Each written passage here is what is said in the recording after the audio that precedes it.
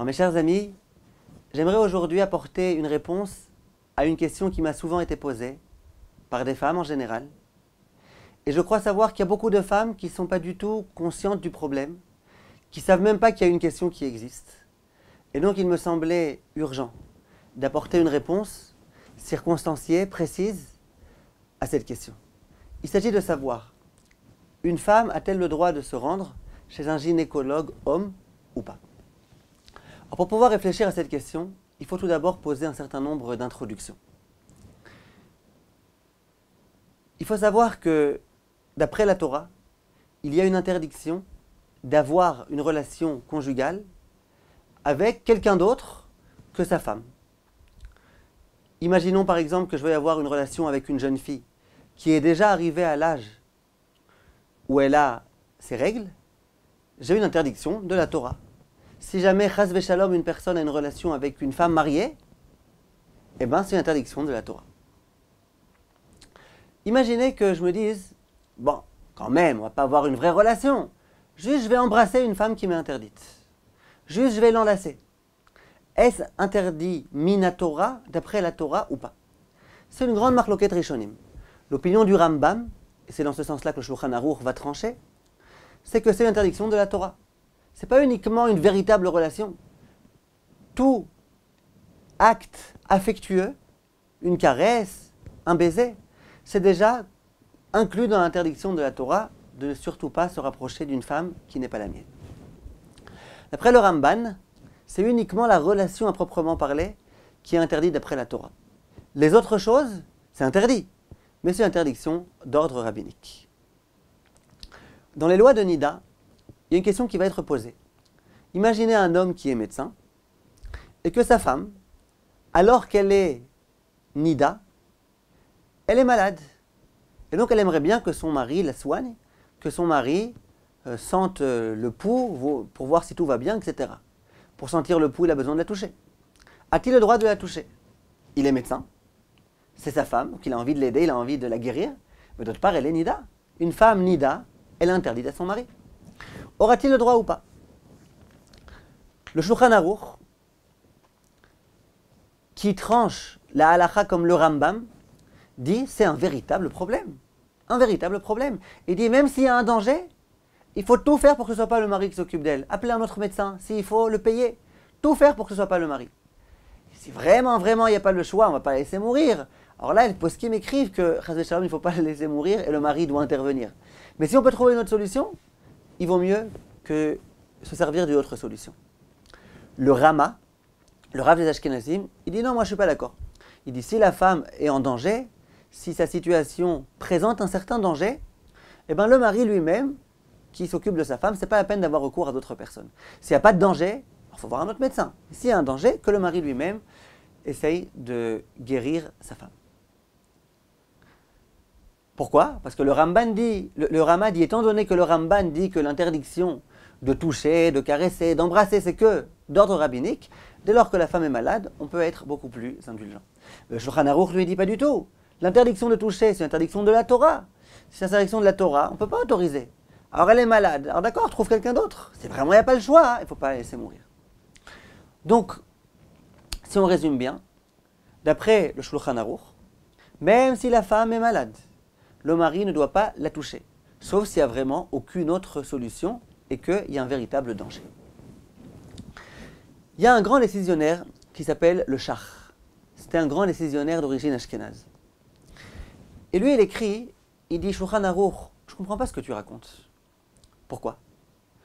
Tout ce qu'on dit, qu'il y a une interdiction de la Torah, d'après le Rambam, lorsqu'on caresse et qu'on embrasse, etc., c'est uniquement quand c'est un acte affectueux, qui a été fait dans une intention affectueuse. Il dit, mais un médecin, au moment où il vient toucher le pouls d'une femme, ben, il n'est pas en train du tout de faire quelque chose d'affectueux. Il est en train d'essayer de la guérir. Et là, il n'y a pas d'interdiction. Tout ce que le Rambam a vraiment interdit, qui était tellement sévère, c'est quand tu le fais avec une intention d'affection. Là, ce n'est pas du tout le cas. Et il y a d'ailleurs, on voit autour de nous qu'il y a plein de médecins, hommes, qui soignent des femmes. Et quelquefois, ils doivent la toucher. Quelquefois, ils doivent même la toucher dans les endroits intimes. Mais on voit qu'ils le font. Comment ça se fait? Parce que leur intention, ce n'est pas du tout une intention affectueuse. Donc il n'y a pas lieu d'interdire. Voilà ce que dit le Shach. Donc on a un grand décisionnaire qui dit que les médecins, hommes, ont le droit de soigner des femmes. Bien qu'il faille la toucher, bien qu'il faille toucher son ventre pour savoir exactement, au niveau du cœur, pour savoir exactement le pouls, etc. Alors, a priori, on a une marloquette. D'après le Shulchan Aruch, et telle est la halakha sfarad, les sfaradim, ils font comme le Shulchan Aruch. Il y aurait une interdiction formelle qu'un médecin touche une femme, même si c'est dans un but thérapeutique, alors que d'après l'opinion ashkénaze, l'opinion du Rama, l'opinion du Shach, il y a lieu d'autoriser. Simplement, certains grands décisionnaires veulent dire pas du tout. Le Shulchan Aruch, il n'est pas débile.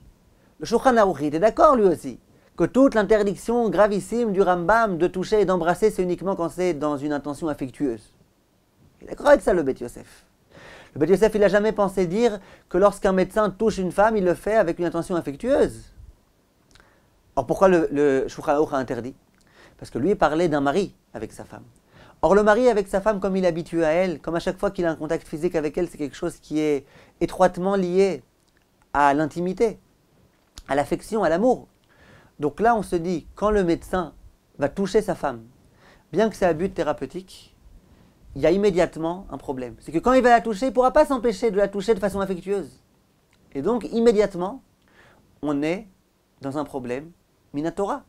Et donc, il faut surtout pas. Mais par contre, un autre médecin, si on demandait à Rabbi Yosef Karo, l'auteur du Shulchan Aruch, est-ce que tu es d'accord que c'est autorisé à un médecin de toucher une femme lorsque c'est à but thérapeutique et non pas à but affectueux?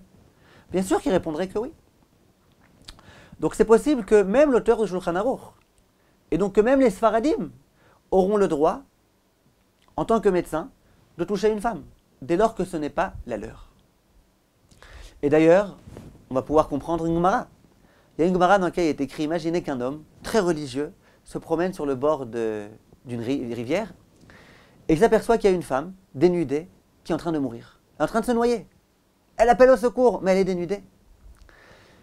Il y a écrit que si jamais cet homme se dit « Ah non, non, non, moi je fais attention à mes yeux, non, non, non, non, moi surtout pas, une femme dénudée, surtout pas. Moi je passe et je la laisse mourir. » Il y a écrit que cet homme-là, c'est un idiot, c'est un imbécile. Pourquoi? Pourtant, si jamais on considère que de toucher cette femme-là, c'est une interdiction de la Torah, et que c'est Giloy Arayot, il y a écrit Giloy Arayot, c'est très grave, vaut mieux mourir que faire Giloy Arayot. Alors pourquoi on dit que cet homme-là c'est un idiot? Un chassid idiot? En fait, la réponse est là. C'est qu'il n'est pas en train maintenant de venir la sauver pour la toucher, pour l'embrasser de façon affectueuse. Il est en train d'essayer de la sauver. Son intention quand il la touche, ce n'est pas du tout dans un but affectueux. En plus, il y a l'angoisse, il y a le courant qui est à cet endroit-là, etc. Donc, il n'aura aucune intention affectueuse. Donc, il n'y a pas d'interdiction de la Torah. Donc, va la sauver cette femme-là. Comprenez? En tous les cas, regardez mes chers amis. La plupart des poskim, et des très grands poskim, ont été d'accord avec le Shach. Et on dit que lorsqu'il y a un cas de grande nécessité, on a le droit de se rendre chez un médecin. Et bien que le médecin va devoir toucher la femme, le médecin homme s'entend, malgré tout, c'est autorisé. Donc, quand il y a vraiment, je vous ai dit, un grand cas de nécessité, il n'y a que ce médecin qui va pouvoir nous aider. Alors là, effectivement, on peut avoir recours à ce médecin, bien que c'est un homme. Maintenant, je vous demande, s'il vous plaît, mes chers amis, de bien écouter. Le Rav Ovadia Yosef, que vous connaissez pour être un Rav qui n'est pas particulièrement rigoureux en général dans ses halachot. En général, il essaye plutôt d'être cool. Je vous lis ce qu'il écrit. Et je vous traduis simultanément. Ulam pashut zedavka bemakom ke'ev vecholi.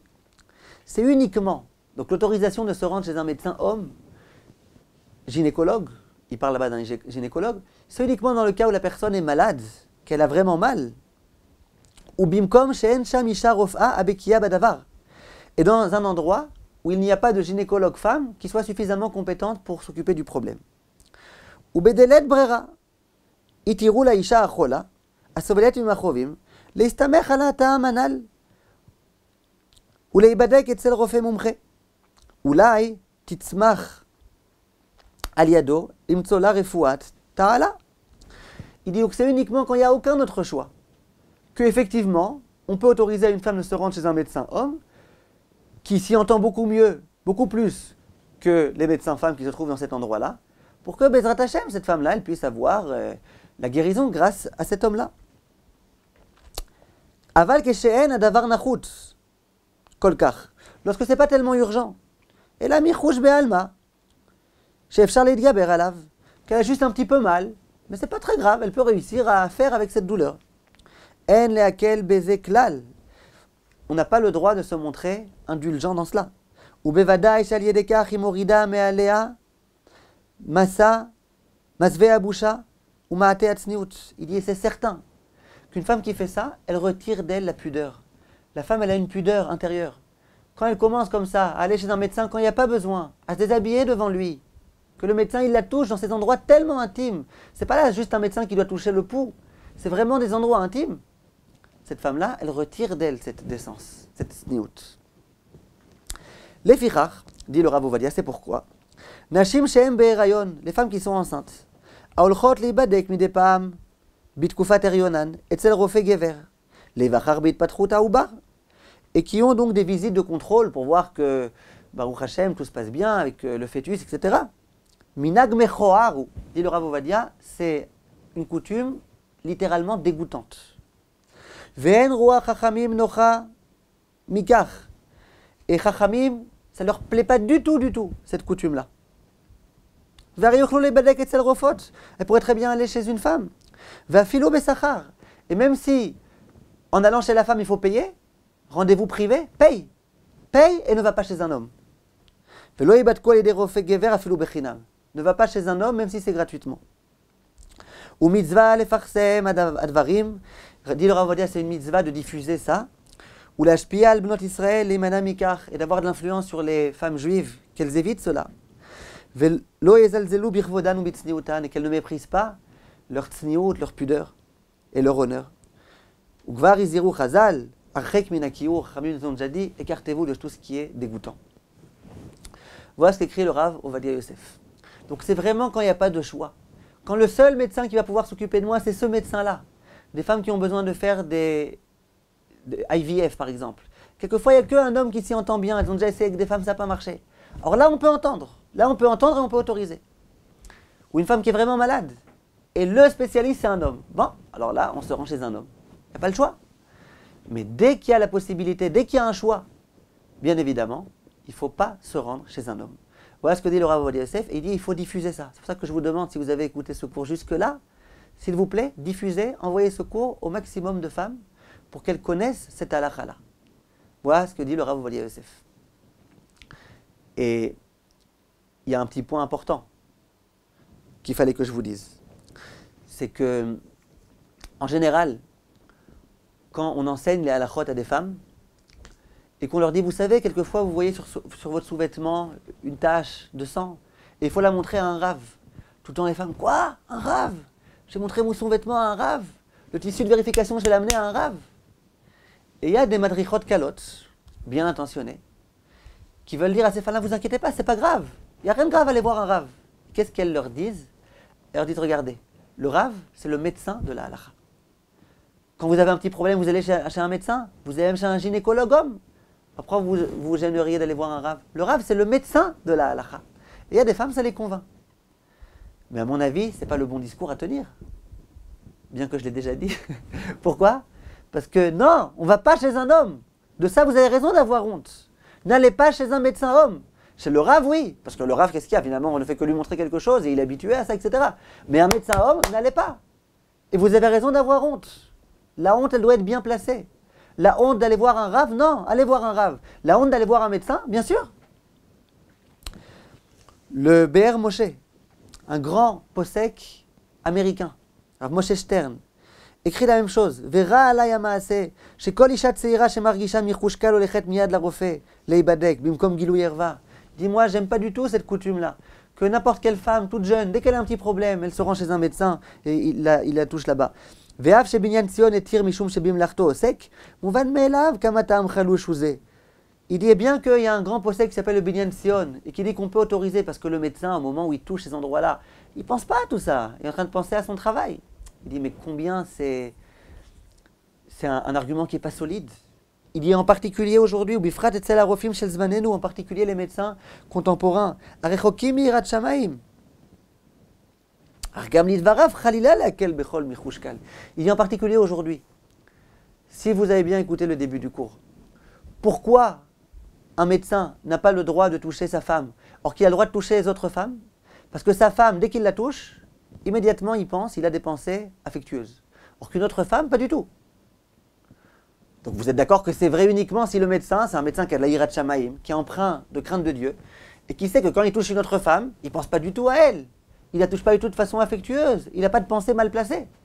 Mais les médecins d'aujourd'hui, pas tous bien évidemment, on ne va pas faire une généralité, mais certains en tous les cas, qui sont complètement dépravés, et bien vous pouvez être sûr que quand il touche une femme, il la touche avec des intentions de ce genre-là.